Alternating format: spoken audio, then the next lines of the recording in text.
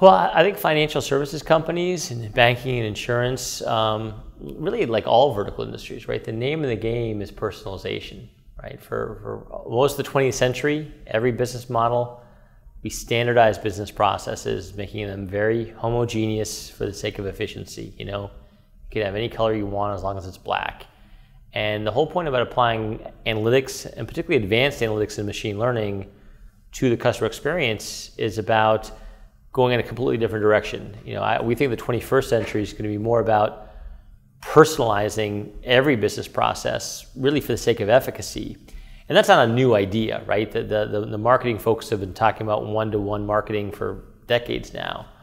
But what's new is the data analytics world, right? We've got new sources of data coming from IoT, coming from telemetry sources, coming from social media sources, coming from all sorts of data aggregators.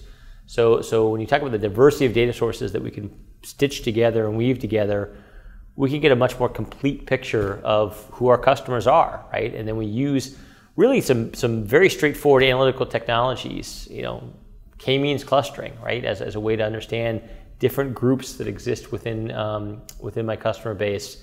And then when I start personalizing the business process around those micro segments, now we can start seeing a lift and improvement, start closing more prospects into customers, and seeing much more business value add coming from that micro segmentation.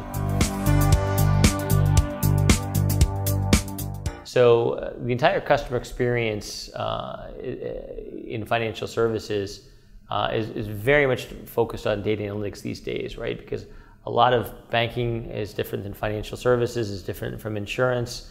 We start looking at these diversified financial services companies, the power they have to sort of treat the entire individual, when they can pull data sources from all their different operations and be able to start treating customers individually and personally, and personalizing the service offerings they have.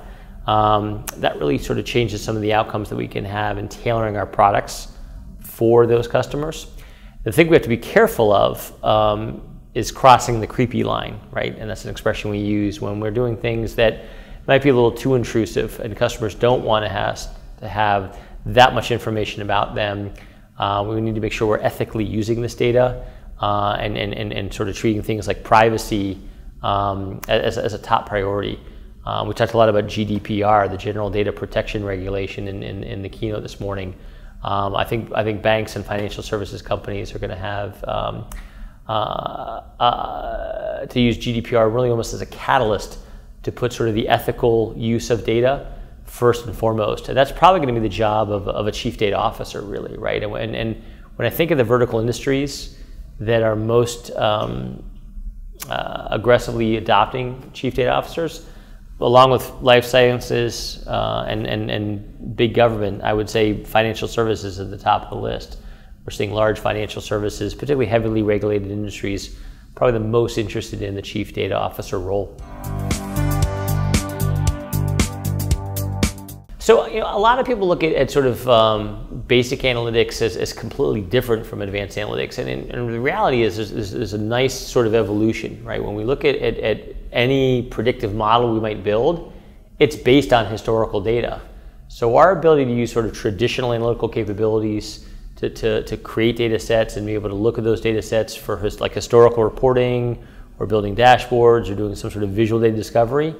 Once we dive into that data and understand that data, understand these as continuous and categorical variables that we want to be able to build predictive models around, it actually becomes very streamlined to sort of take that base, that foundation of traditional analytics, and turn that into a lot of predictive analytics.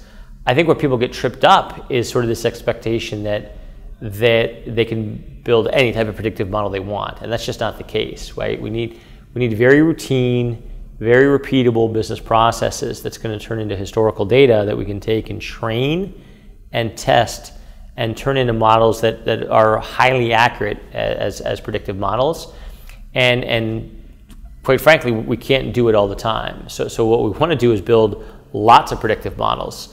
Most of them aren't going to be that useful. It's kind of like going to a dinner party and telling lots of jokes in hopes that one is funny, right? And I think a lot of financial services companies, where they run into trouble, it's sort of expecting every predictive model they build to be incredibly useful and incredibly accurate. And that's just simply not the case. We need to sort of have a high volume, build lots of prototypes of predictive models, and then select the ones that are the most accurate, and then promote those and use those in production. So in the last 3 years, we've seen a huge focus on AI. I mean, that's the big trend, right? Everyone's talking about moving sort of traditional machine learning into an AI approach, and I think that's going to be using a lot more deep neural networks. And the real change there has been the economics, right? When we look at NVIDIA and the use of graphical processing chips to be able to handle much bigger data sets, where we can actually train using deep neural networks and do a lot more learning. We're seeing ramifications of this. Probably the most obvious one in financial services is around voice-enabled chatbots. Now we're just at the very beginning of the hype cycle there, right? We're just kind of getting started. So over the next 2 or 3 years, data and analytic programs will be a huge area of investment and focus for financial services firms.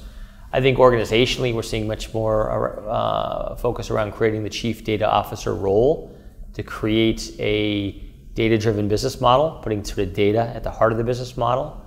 We're seeing CDOs focused on the ethical use of data, and particularly complying with regulations like GDPR, General Data Protection Regulation. And we're also seeing CDOs build out a more data literate workforce, training people on understanding things like basic statistical inference. And as we see those CDOs gain traction and success in those 3 objectives, we'll see financial services companies have more successful data analytic programs. I think there will also be a healthy dose of new technology added. I think we need to automate a lot of the very manual data preparation capabilities and a lot of the data analytical capabilities with machine learning algorithms. And that automation will help make data analysis more efficient. And I think it'll increase the chances that we're going to find that, those insights that are buried in our data. So those are some of the changes we expect to see happen over the next 2 or 3 years. More focus on the role of the chief data officer, and more focus on automating data integration and data analytical tasks through machine learning.